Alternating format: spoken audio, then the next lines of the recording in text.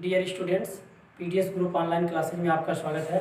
मैं रमेश सर आज आप लोग को कक्षा 10 और कक्षा 11 दोनों के यानी विषय क्या है, रसायन विज्ञान। कक्षा 10 का क्या है, विज्ञान है, क्योंकि कक्षा 10 में तीनों विज्ञान सम्मिलित किए गए हैं और 11 का क्या है, केमिस्ट्री साइंस, रसायन विज्ञान। इन दोनों का क्या है, आज कंबाइंड क्लास चलेगा जिसमें आपका क्या है, आधुनिक और सारणी के बारे में बताया जा रहा है। क्योंकि आपको मैंने मेंडलीव की और सारणी बता दिया है, डोबे-राइनर का त्रिक नियम बता दिया है, न्यूलैंड्स का अष्टक नियम बता दिया गया है।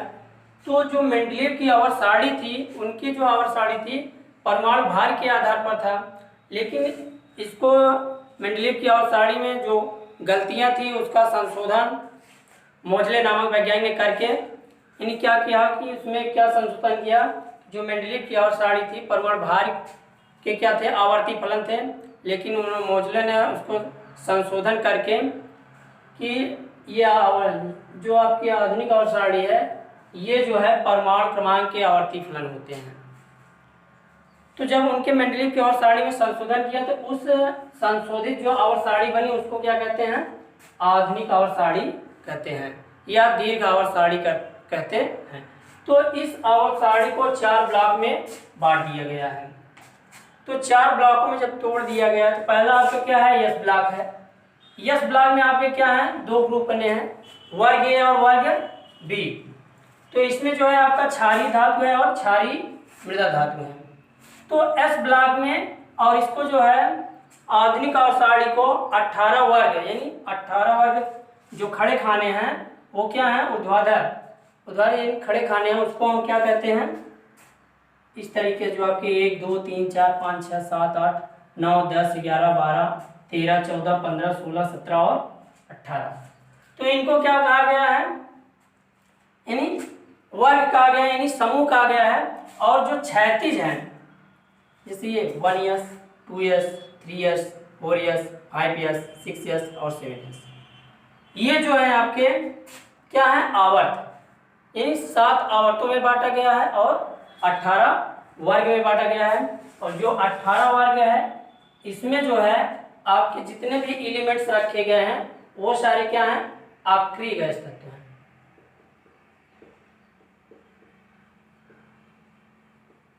अक्रिय गैस तत्व हैं और इनकी जो है अष्टक क्या है, सारे कंप्लीट हैं। इनकी वैलेंसी और ऑक्सीडेशन नंबर जो होगा वो क्या होगा, 0, क्योंकि इनके सभी अष्टक क्या है, कंप्लीट। और अगर इनका इलेक्ट्रॉनिक विन्यास करेंगे तो इनके अष्टक क्या होते हैं, कंप्लीट पाए जाते हैं। तो इसको जो है पहला ब्लॉक यानी एस ब्लॉक में बांट दिया है, जिनमें आपका क्या, हाइड्रोजन, लिथियम, उसके बाद आपका क्या है, sodium, potassium, rubidium, CS, Fr, francium और beryllium, magnesium, calcium, strontium, barium, radium. तो ये यानी इसमें क्या है, आपके एस ब्लॉक में 13 तत्व हैं।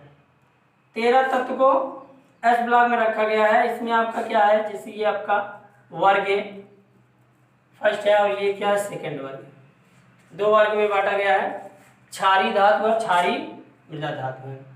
फिर आपका आता है क्या, डी ब्लॉक तत्व। डी ब्लॉक तत्व में जितने भी हैं सारे एलिमेंट्स क्या है, आपके धातु हैं।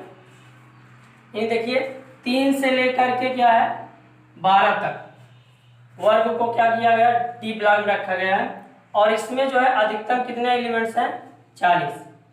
यानी स्कैंडियम से लेकर आपका क्या है, जेड यानी जिंक तक है। तो इस तरीके से आपका यहाँ 30। उसके बाद आपका फिर आता है पी ब्लॉक।